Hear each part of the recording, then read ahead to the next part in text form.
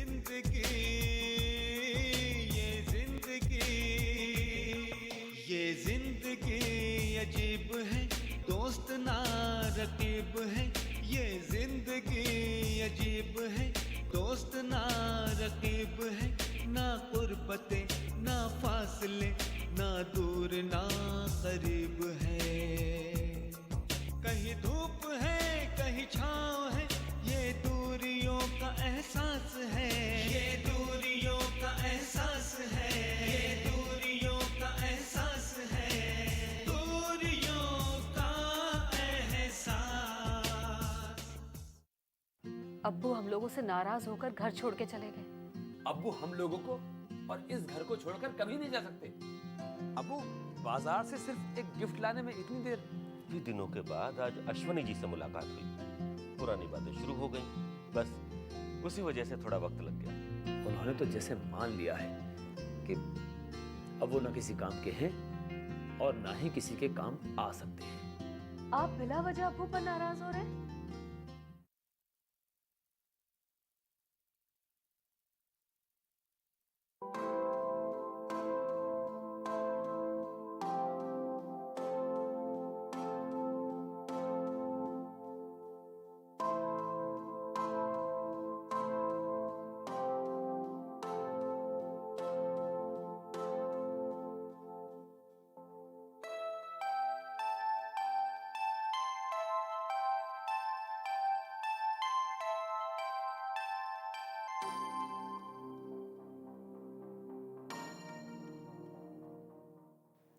ये मेरा मोबाइल है।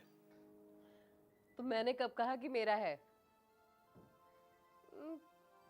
क्या आपका अमजद के साथ कोई झगड़ा हुआ है? नहीं, ऐसी तो कोई बात नहीं है। लेकिन यह कहे तुम्हें अमजद की याद कैसे आ गई? क्योंकि उसकी 5 मिस्ड कॉल्स हैं। अच्छा अच्छा अच्छा, मेरा फोन साइलेंट था। कोई बात नहीं, मैं उससे बाद में फोन पे बात कर लूंगा। क्या बात है? अमजद का नाम सुनते ही आप इतना सीरियस क्यों हो गए? नहीं, सीरियस तो नहीं। हाँ, अमजद की एक बात याद आ गई। कौन सी बात? उस रात की बात? उस रात के अलावा भी एक दिन उससे डिटेल में बातचीत हुई थी। अच्छा, मतलब कि अमजद ने अपना वादा पूरा किया। हाँ, जो वो कहता है वो पूरा करता है, उसमें यह खासियत तो है। मैंने अक्सर देखा और महसूस किया है, ऑफिस के दूसरे कोलीग्स का भी यही ख्याल है। लेकिन बातचीत तो मेरे सामने होनी थी, यही उसका वादा था। हाँ, लेकिन उसकी इस गलती को माफ किया जा सकता है। अच्छा, अमजद ने क्या कहा ये तो बताइए, मैं सुनना चाहती हूँ। देखो, हकीकत ये है कि वो अपने बूढ़े माँ बाप के जहन को सही तरह से समझ नहीं पाया है, और ये सब उसी का नतीजा है। पूरी बात तो बताइए।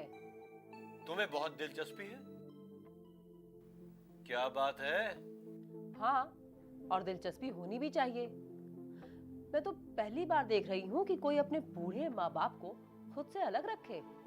देखो, वो एक आजाद ख्याल का आदमी है। वो अपनी जिंदगी में किसी की भी और किसी भी तरह की दखलंदाजी पसंद नहीं करता, और मैं भी अपनी जिंदगी में किसी की भी इंटरफियरेंस बर्दाश्त नहीं करता हूं।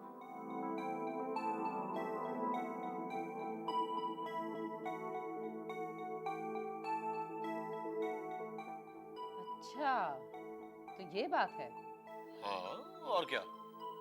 तो इसीलिए आप मेरे माँ और पापा से ज्यादा बातें नहीं करते। आज इस सच्चाई का पर्दाफाश हो गया।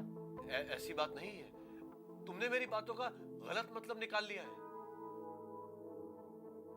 तुम्हारे मम्मी पापा हम लोगों के साथ रहते हैं। तुम्हें आज तक मैंने इस सिलसिले में कुछ कहा?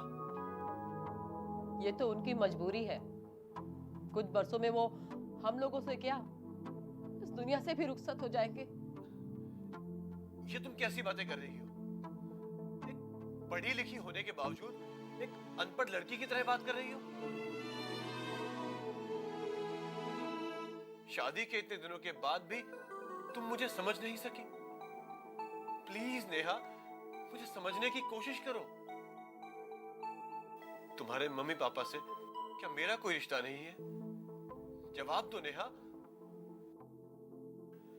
अगर आइंदा इस तरह की बातें की तो मैं तुमसे बात नहीं करूंगा, सुन लिया? देखो, बूढ़े माँ बाप की खिदमत करने का मौका जिसे मिलता है वो बहुत खुशनसीब होता है। हाँ, ये बात तो है। ये तो एक सोशल फैक्ट है। लेकिन मैं बदकिस्मत हूं, मुझे वो मौका नहीं मिला। अभी भी मौका है। शर्त ये है कि आप अपने रवैये, अपने एटीट्यूड को बदलिए। आपने अमजद को जो रास्ता दिखाया है उसे आप खुद भी अख्तियार करने की कोशिश कीजिए।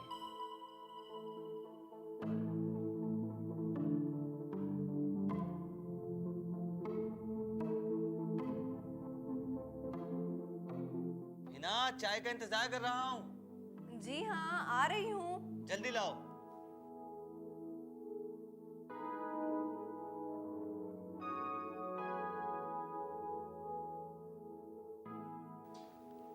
गौरव फोन क्यों नहीं उठा रहा? बात समझ में नहीं आ रही।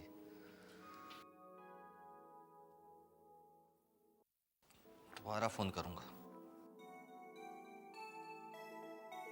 हिना, जल्दी लाओ।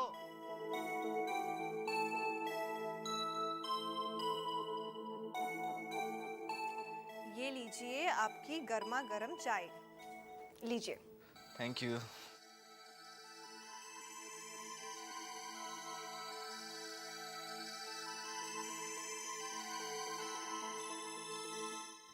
मेरे ख्याल से आज आप ऑफिस तो नहीं जा पाएंगे, है ना? तुमने ठीक कहा, मुझे भी ऐसे ही लगता है। तो फोन कर दिया आपने? मैंने गौरव को 5 बार फोन किया लेकिन उसने फोन उठाया ही नहीं। पता नहीं क्या बात है।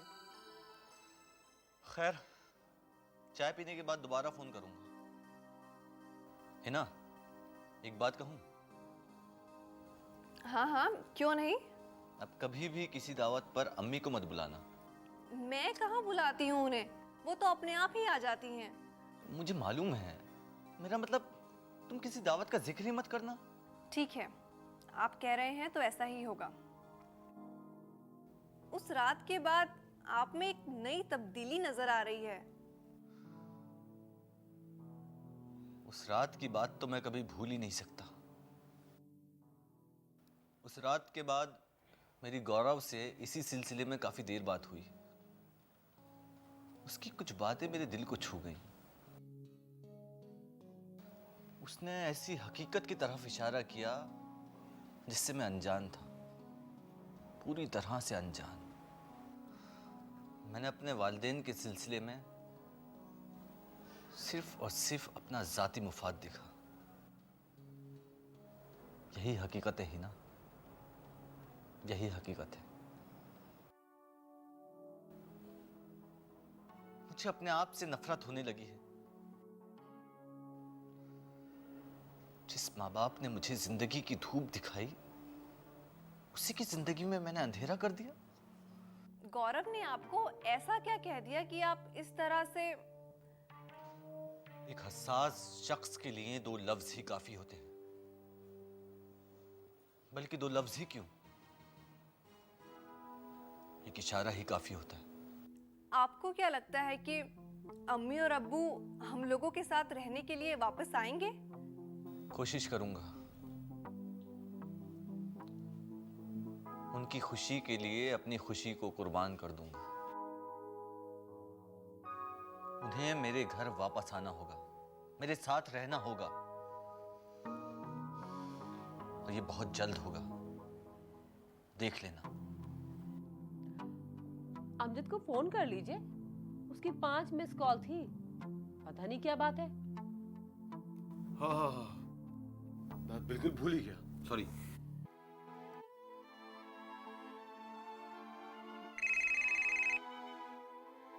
अरे, गौरव का फोन आ गया।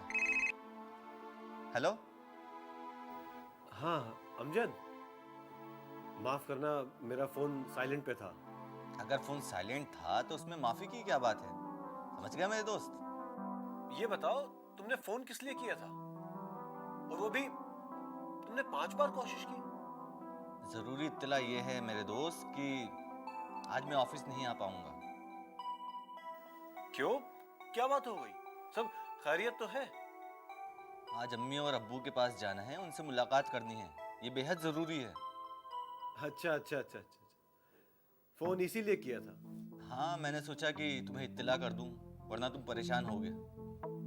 ठीक है ठीक है, तुम अपना काम करो, ये बेहद जरूरी है। मेरी नेक ख्वाहिशात तुम्हारे साथ है मेरे दोस्त। बहुत बहुत शुक्रिया मेरे दोस्त। ओके, चलो, अमजद से बात हो गई, सब खैरियत है। गौरव से बात हो गई तो इत्मीनान हो गया। अब अब्बू के यहाँ जाने की तैयारी करो। बिल्कुल, लेकिन वापसी कब तक होगी? पता नहीं कितना टाइम लग जाए, मेरा ख्याल है शाम या फिर रात तो हो ही जाएगी।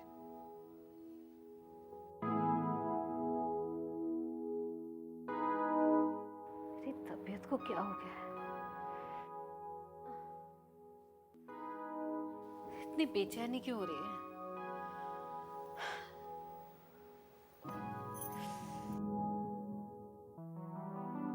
दवाई रखी है, खा लूं क्या?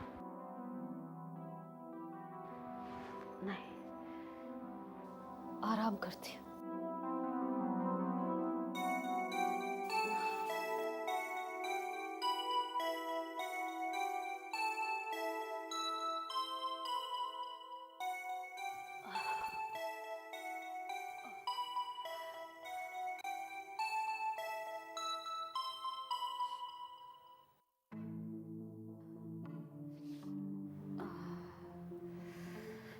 कैसी हरारत हो रही है ये? सो जाऊं मैं थोड़ी देर।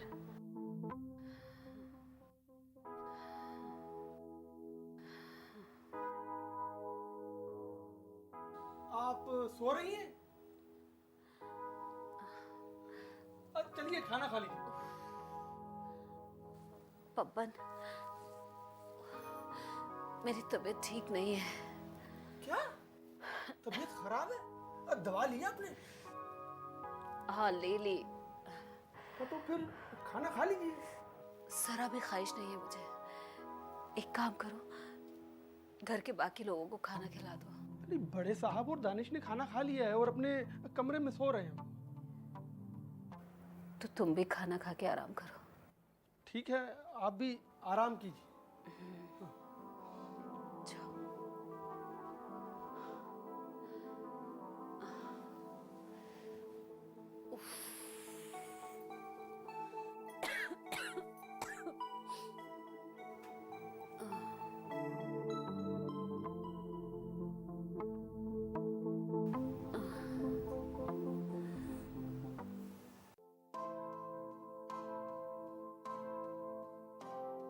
लगता नहीं है जी मेरा उजड़े दयार में किसकी बनी है इस आलमे ना पायदार में।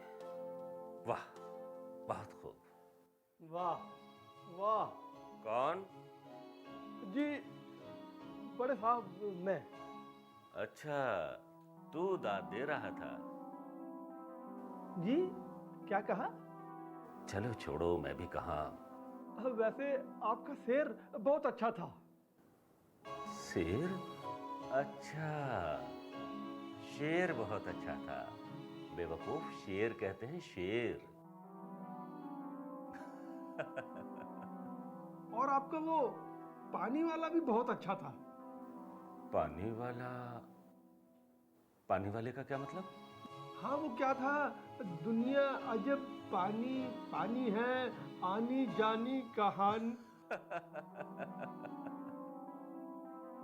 बेवकूफ, दुनिया भी अजब सराय फानी देखी, हर चीज यहाँ की आनी जानी देखी, पानी पानी नहीं। समझ गए? हाँ जी जी। इसका मतलब है कि दुनिया भी खत्म हो जाने वाली देखी, यहाँ की हर चीज इस दुनिया की आनी जानी देखी। ये रुबाई है, और रुबाई 4 मिसरों की होती है। इसे उर्दू के मशहूर शायर मीर बब्बर अली अनीस ने लिखी है। ओहो, मैं भी किसे उर्दू शायरी के बारे में बताने लगा। जी क्या कहा? कुछ नहीं। जावेद मुंबई गया है। हाँ जी। घर की अच्छे से देखभाल करना। जी जी जी। खाना खा लिया? हाँ जी। शैला ने खाना खाया? जी नहीं, मैं उनके कमरे में गया था तो कहने लगी खाने की ख्वाहिश नहीं है। दानिश ने खाना खाया? दानिश ने खाना खा लिया, वो अपने कमरे में सो रहा है। कह रहा था कि सुबह स्कूल जल्दी जाना। ठीक है, जाओ, तुम भी सो जाओ। जी।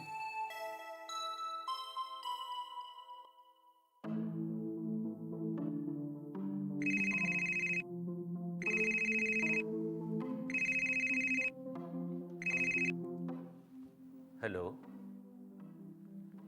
जावेद, वालेकुम अस्सलाम।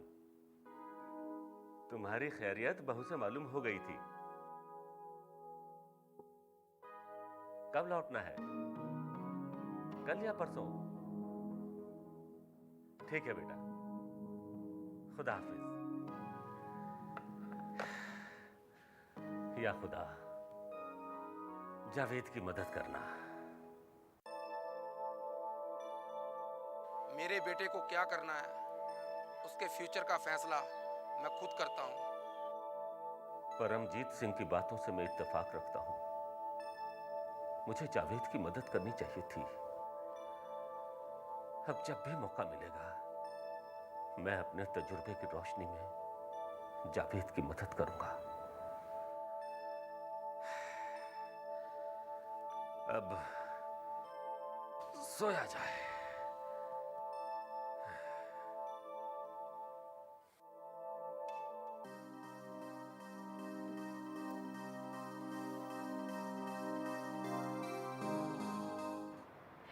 ये मुझे बेचैनी क्यों हो रही है? मुझे चक्कर आ रहा है। या खुदा, ये मुझे क्या हो रहा है? मुझे इतनी तेज चक्कर क्यों आ रहा है? उफ! ये तो शैला की आवाज है। अब्बू को आवाज लगाऊं क्या? अब्बू को बुलाओ। मुझे घबराहट हो रही।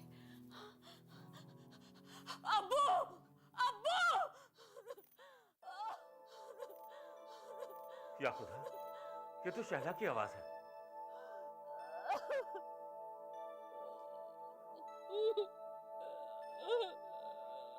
जरूर कोई बड़ी मुसीबत है। या खुदा, शैला के और इस घर की हिफाजत करना। अब्बू के पास जाती हूँ। शैला बेटी, आ रहा हूं। उफ! अब्बू! शैला, शैला, शैला मेरे बच्चे, क्या हुआ? क्या हुआ? कुछ नहीं अब्बू। क्या हुआ? मेरी आंखों के आगे अंधेरा छा रहा है अब्बू। मुझे चक्कर आ रहा है। कैसे? पता नहीं, ऐसे लग रहा है जैसे जैसे मेरी तबीयत बहुत खराब हो रही है। उफ! बच्चे, सब ठीक हो जाएगा। खुदा पर भरोसा रखो, सब ठीक हो जाएगा। बबन, तुम ऐसा करो, बिस्तर पर लेट जाओ। नहीं अब्बू, मुझे यही ठीक लग रहा है। बबन, बबन! जी जी जी बड़े साहब। देखो, तुम यहीं रहो, मैं अभी आता हूँ। आप कहाँ जा रहे हैं बड़े साहब? देखो, मैं डॉक्टर को लेने जा रहा हूँ। आप क्यों तकलीफ करते हैं, मैं चला जाता हूँ। नहीं, तुम यहीं रहो, मैं डॉक्टर को लेकर आता हूँ। जी जी ठीक है, यहीं रहना। जी।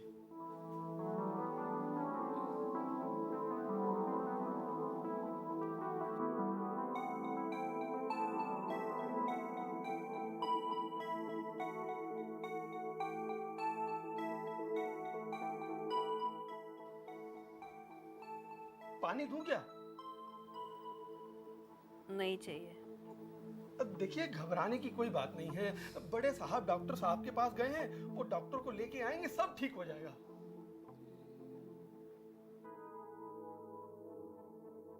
Switch off.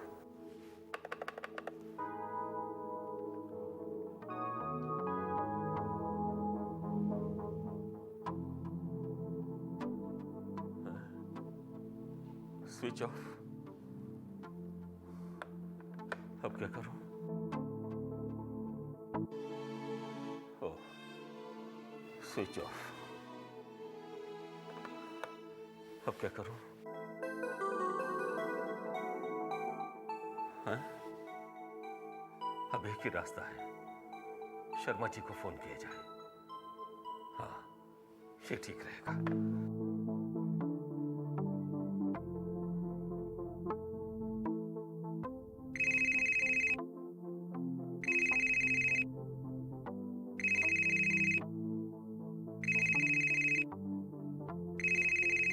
रात को किसका फोन है?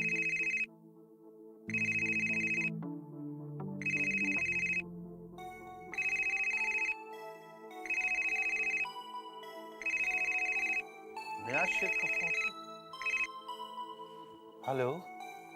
शर्मा जी, मेरी बहू शैला की बहुत तबीयत खराब है। क्यों? क्या हुआ शैला को? वो कह रही है चक्कर आ रहे हैं, पता नहीं क्या हुआ। आपने डॉक्टर को बुलाया या फोन किया?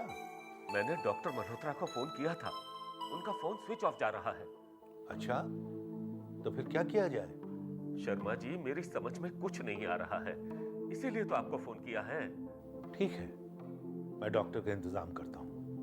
बड़ी मेहरबानी होगी, मेरी बहू की जिंदगी का सवाल है।